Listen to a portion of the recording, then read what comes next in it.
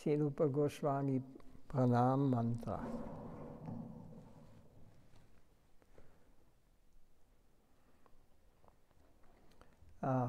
Shila Vani, by Nectarine recordings are done. Oh, we had last time. The topic from this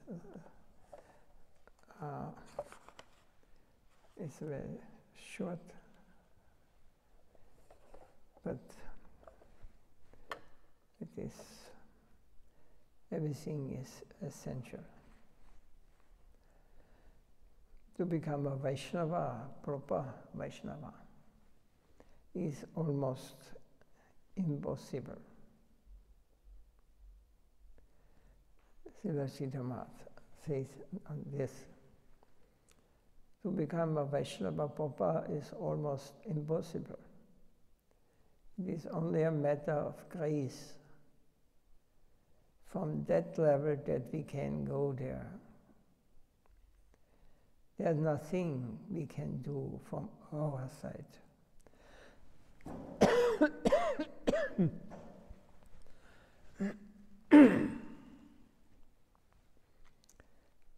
And very important, you should always remember this. It is only a matter of grace from the level that we can go there. From that level means from the higher level that we can go there. There's nothing we can do from our side. Only with complete surrender to the interest of that place can we hope to be taken there.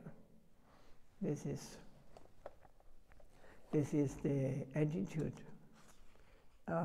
one real sincere devotee has to develop.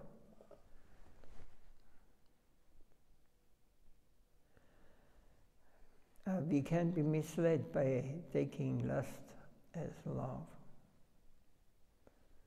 Life in Vrindavan must be helpful. But this nowadays is more helpful.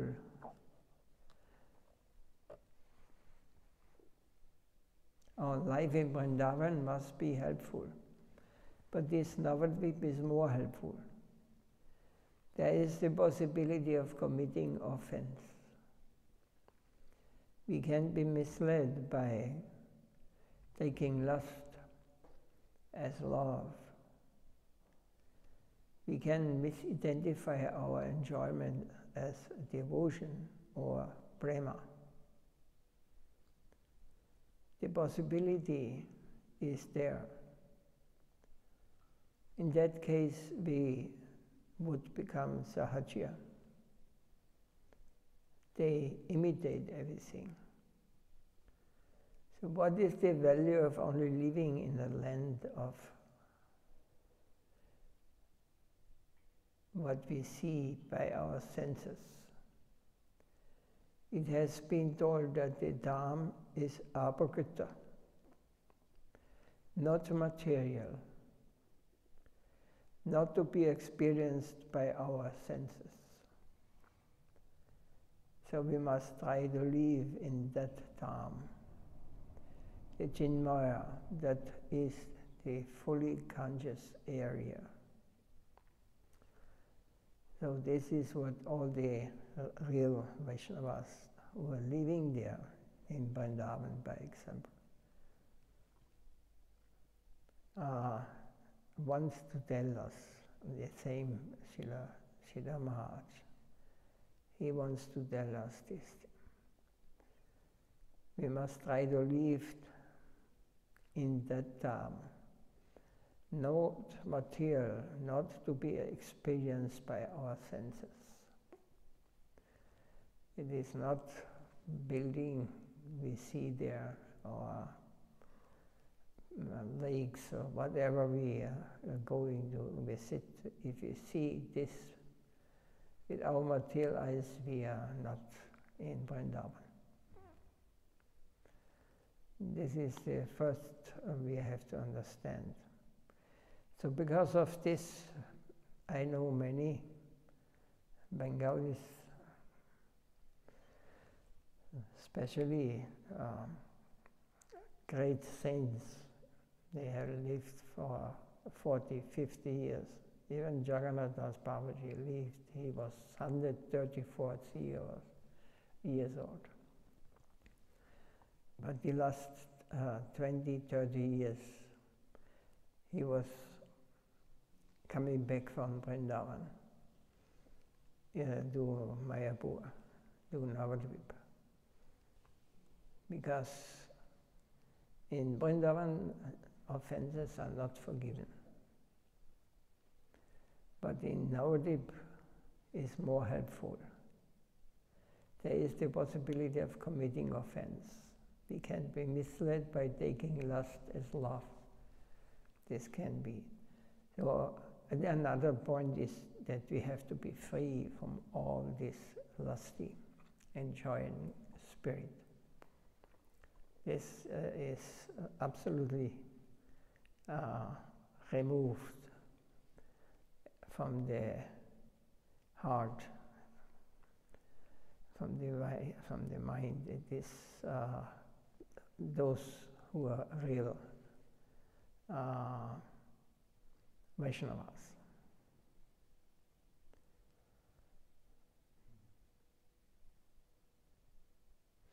So if we really do not want to deceive ourselves, we must not ignore these steps by which we may go there. With proper help and inspiration, we may know that Vrindavan is for the higher. We may get some inspiration. Caution is needed in attending Krishna Dham, as much as it is required for attending Krishna Lila. But if we are not sincere, we may commit offenses, and that will hurt us down. So rather, Navadvip Dham is more accommodating. There also aparadh is possible, but it may be minimized. So Navadvip will help us as sadhakas, aspirants, to feel I'm not so high. I'm not holding such a high position as those of Vrindavan.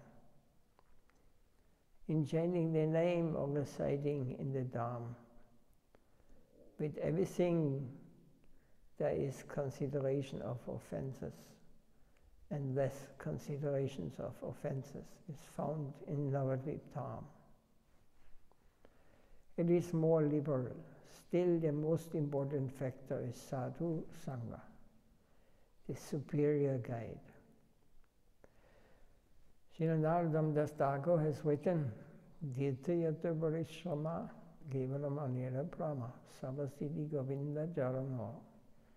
Srila Bhakti Thakur has also written, Yetyata Vaishnavinai Sutyadhedina Hijai Ki Lava Hatiya Turade Yatyaya Vaishnakana Sistana Vrindavana Sistana Ananda Sesha. In the transcendental exists.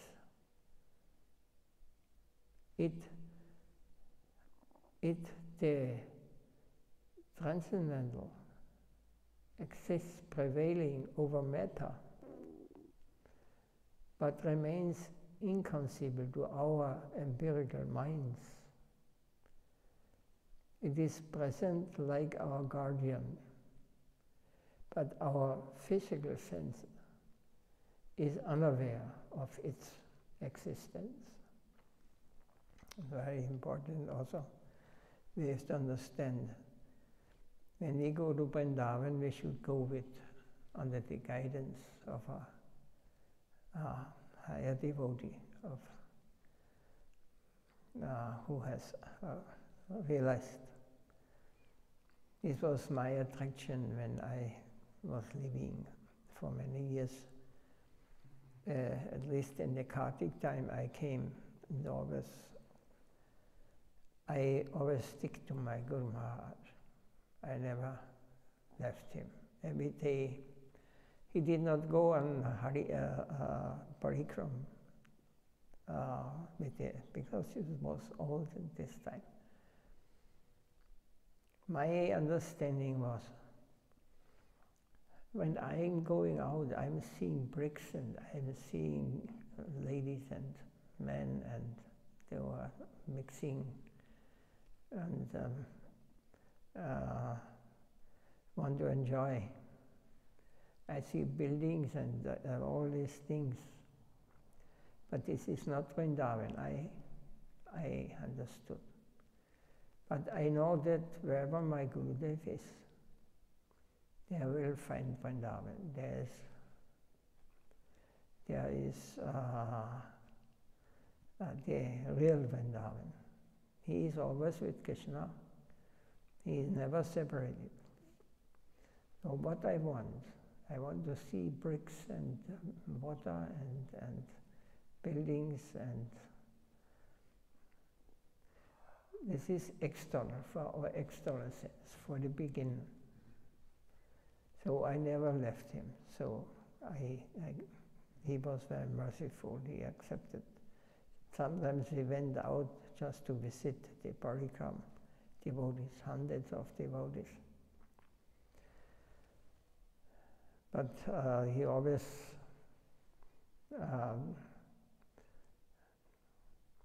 we came back in the evening, and I could go with him with his driver. So this, for this we have to look. Devotion is the path to transcend the barrier of our limitations, to have rest with that unknown. Awakening of devotion causes the evolutionary growth of the soul of the living being. And in that highest phase of evolution, the soul's supremest divinity will appear if the Lord is merciful.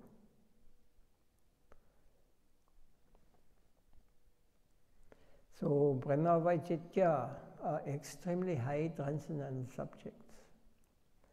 And although this is not to be discussed in details, this is the nature of divine love in union and separation.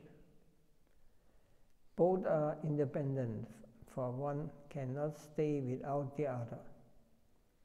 And separation is created willingly to enhance the union. This is the pastime of the Lord, because he can always be with Radha, with all his personal friends and all his. There is never separation.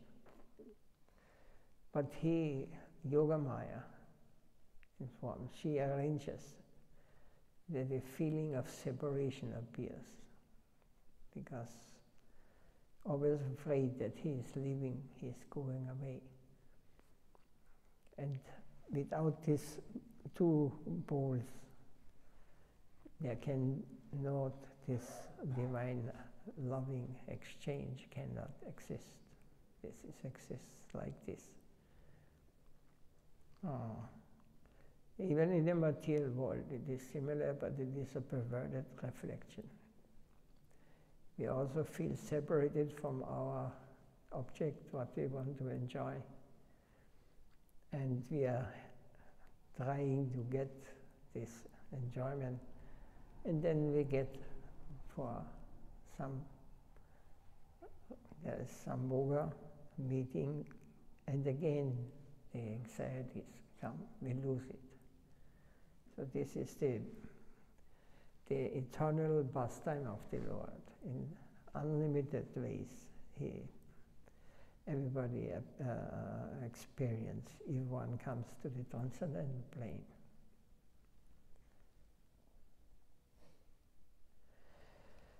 This is not to be discussed in details. It's the nature of divine love in union and separation.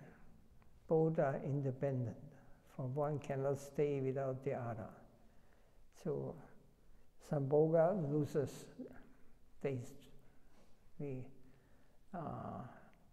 So the arrangement is that there's always a palamba, or separation, arranged.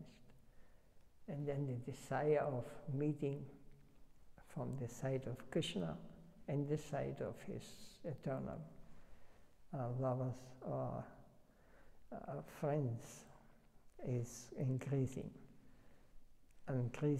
constantly. So, for one cannot stay without the other, and separation is created willingly to enhance union.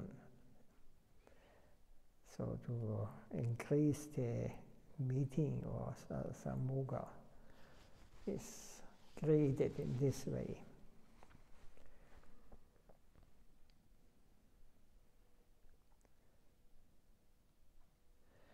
So it is safer to deal with the topics of the separation between Radha and Govinda than with their union.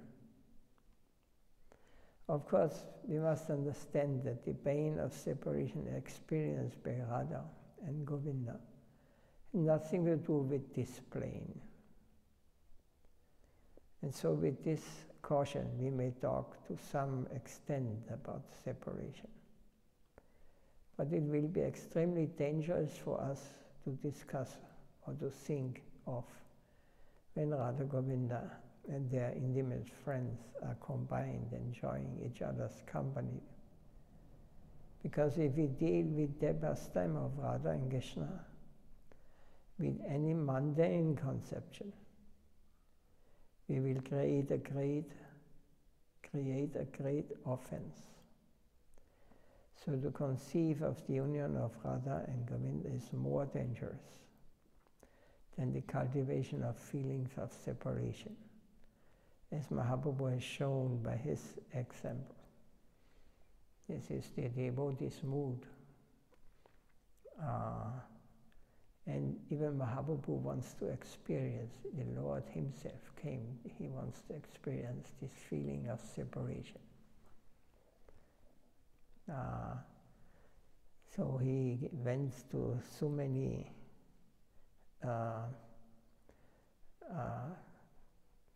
never you will hear or have heard of this kind of separation or these ecstatic symptoms he manifested just because of separation of Radharani or his intimate friends. So this mood is, sometimes some devotees say they prefer this mood of separation, this great desire to meet him, to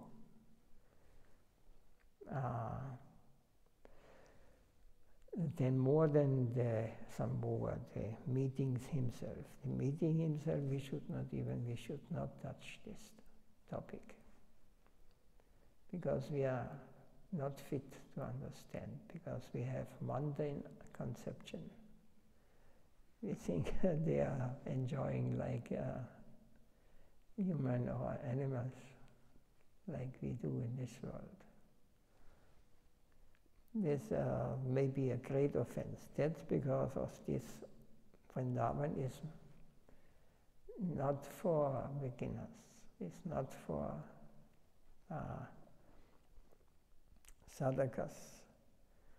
It is meant for those who have realized, who have understood, and even this is very dangerous. It has to be absolutely pure. No mundane conception can be there.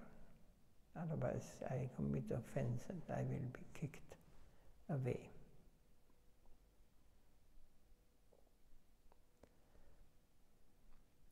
Is at this point some question or some?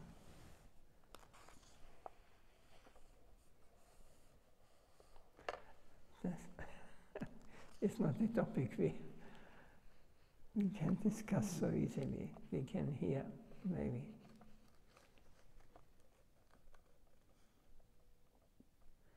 When Sri Chaitanya Mahaprabhu took sannyas, so that the residents of Navadvip would be drawn into this high stage of separation, to affection's force. His old mother Sachidevi was crying hopelessly. His young wife Vishnupriya Devi was helplessly passing her days. Mahaprabhu took sannyas to great excitement, piercing into the hearts of the people the divine love that he came to give. They thought, who was Nimai Pandit? What great benefit did he come to give us? That he left everything, made them sympathetic towards him. And for all these reasons, the Lord went to take sannyas. There are 4 kinds of separation: Purvarag, Mana Pravas, and Prema Vajitya. Purvaraga means before meeting. This is found when Radha and Govinda are not actually meeting. But somehow one has come in remote connection with others. Name or picture, portrait, or something of that nature. When Radha hears Krishna's name or the sound of the flute, no real meeting is there, but there's some connection. The sound of Krishna's flute, the picture, experience something similar by hearing the sound of Srimati Radharani's name. In this way, there are pangs of separation, but no actual meeting. The name is so sweet that he can't contain himself. She can't contain herself. So both of them, if they just remember, by remembering, how do we remember? How do we practice this? And we become advanced in spiritual life by our chanting, because Naam, Nami, Naam, Krishna Naam, Radha Naam, Ram Naam. On the highest level, there is no difference between the Naam, Krishna Naam, and Krishna. So we have to come, and these great saints and the Shastras tell us we can only experience this when we are free from all offenses, when we are free from all mundane conceptions. Then Krishna is here, but he is also not here. Or he manifests through his name. You can talk, you can have loving relation in everything just by repeating pure name. So we cannot chant the pure name, because why? Because we are so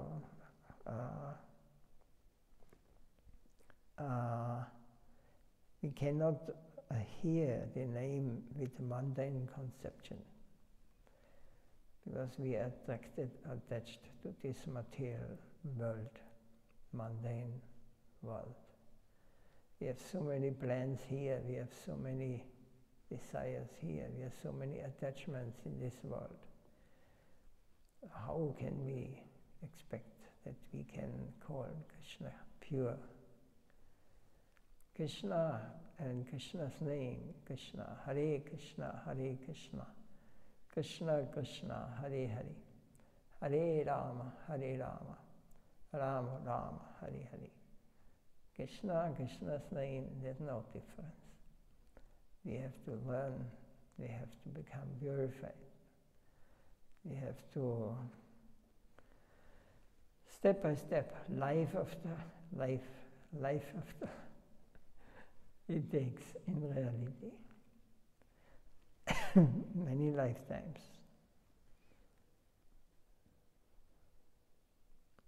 The name is so sweet that he can contain himself. She can contain herself. When the holy name of Krishna enters within Srimati Radharani's ear, she becomes perturbed, thinking, is a name as sweet as this possible within this world? This is her reaction, and she experiences this also. She feels, I can't meet him. A pang of separation comes within her heart. That is Purvaraga. The pain of separation that comes before meeting. So mana is another kind of separation. Mana means that when meeting there is some difference between them in trifling matters. This is the very nature of love. Therefore, Srila Rupa Goswami says that love moves in a curved way, like a serpent. It is not disease, but this is the nature of the path of love. Sometimes with a trifling cause or with no cause, a feeling comes that he is neglecting me, he wants to avoid me. And thereby Srimati Radharani thinks, I don't want his company. Although 10% appreciation is there, still for the time being some opposing sentiments spring up from the underground. A clash comes in the sentiments of the two, and one wants to avoid the company of others.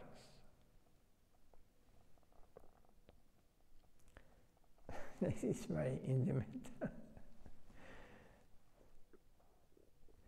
You will not find these things in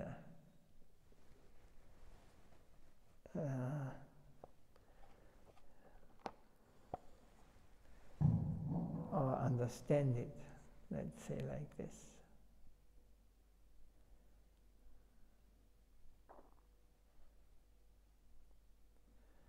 So ill-fated are those who are very eager to find fault in others, do not have any time to find fault in themselves. Also, the other side of your necessity is not to find defects, but find attributes in others. Why do you allow yourself to engage in the position of finding fault? There's ample place to find goodness in the devotees. Why are you not engaging yourself in that association? Why the tendency to find fault in others? May there be a more faulty person than yourself? Why do you engage yourself only to see the lower rather than fix yourself to the higher? Upon doing so, you will find that the devotees are of higher quality than yourself. Why not attend that section? Why, unfortunately, do you go to the lower section with your attention to find fault? On one side there are beautiful flowers, on the other side is rubbish. Why do you inspect the rubbish instead of all the beautiful flowers? Can you follow?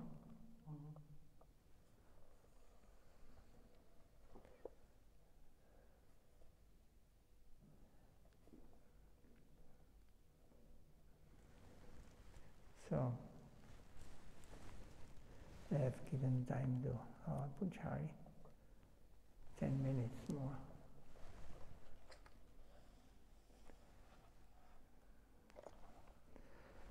Anything to say?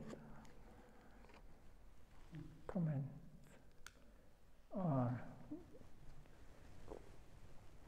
something not clear? This is, cannot say anything. It's sweet, so sweet. No need to say anything. Yes. Not necessary to look dirty things. We should go to see the flowers, not the rubbish.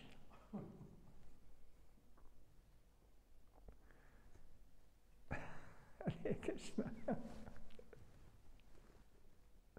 have one question, Maharaj, but it's not on this topic because I was listening to your lectures, and on one lecture you were explaining about how deities appear always on the same place through different times.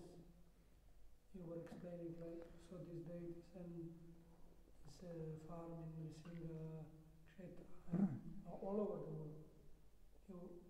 Can you explain how this works? I mean, It's just to state it that sometimes Vrindavan is manifested. This Vrindavan, this Brahma Vrindavan, what we know, or Navadvip, or holy places. But there are so many deities in so many countries also outside. But they are sometimes manifested, and sometimes they are hidden when the time is very unfavorable,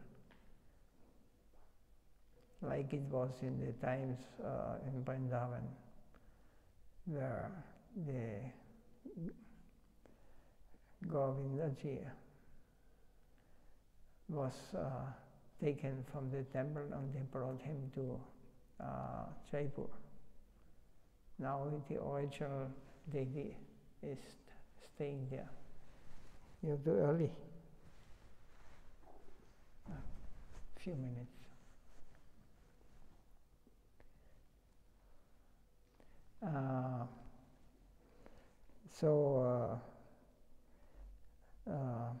Sometimes they are manifested and sometimes they are not visible. So Swami Maharaj came to the West and he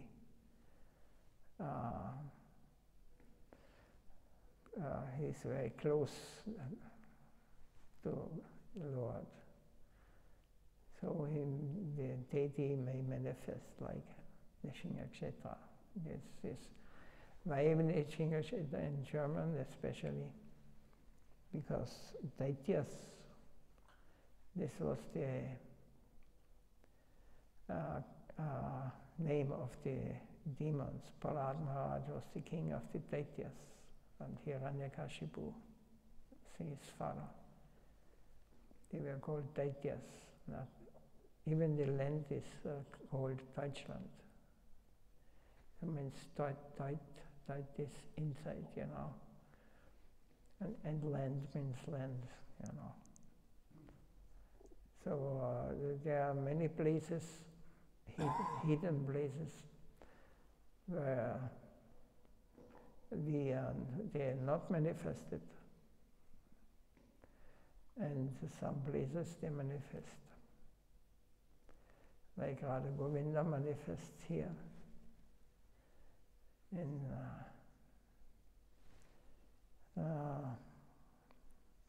Austria by the mercy of the Lord. So if we stop worshipping Him properly, if we are not making mistake, He will disappear again.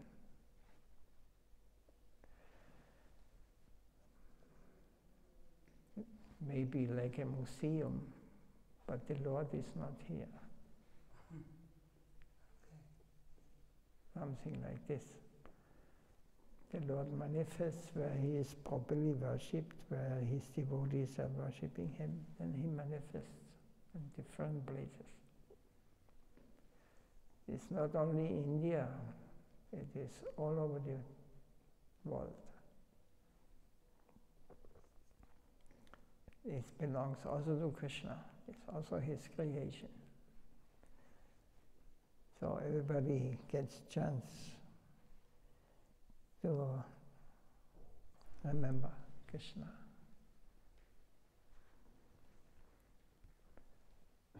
Worship him. You want to this like this?